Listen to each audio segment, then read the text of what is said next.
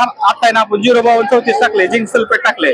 05234 कशामुळे टाकले, ह्याच्यामध्ये आपले फॉस्फरस नावाचा घटक जास्त आहे आणि झिंक सल्फेट मध्ये आपले सल्फेट आहे.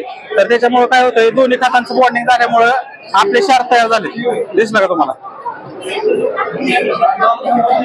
05234 हा आणि झिंक सल्फेट, फॉस्फरस आणि सल्फेट दोन्ही खत एकत्र आल्यामुळे हे बॉन्ड तयार झालेलं आहे. तर त्याच्यामध्ये आता आपण आपलं PH2 नावाचं प्रोडक्ट ऍड करणार आहे. ऑलरेडी आहे PH2 नावाचं प्रोडक्ट आपण ऍड करणार आहे. तर तुम्ही पाहू शकता साहेब, आपण PH2 ऍड केलेलं आहे.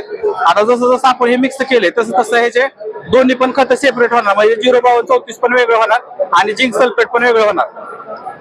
ब्रेक होणार, ही बॉन्डिंग झाली नाही, ही ब्रेक होणार. तर आता मी ह्याला एक शेक देतो साहेब,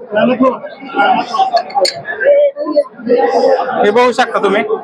आता दोन्ही पण खतं वेगळं झाली, म्हणजे 05234 पण वेगळं झालं आणि झिंक सल्फेट पण वेगळं झालं.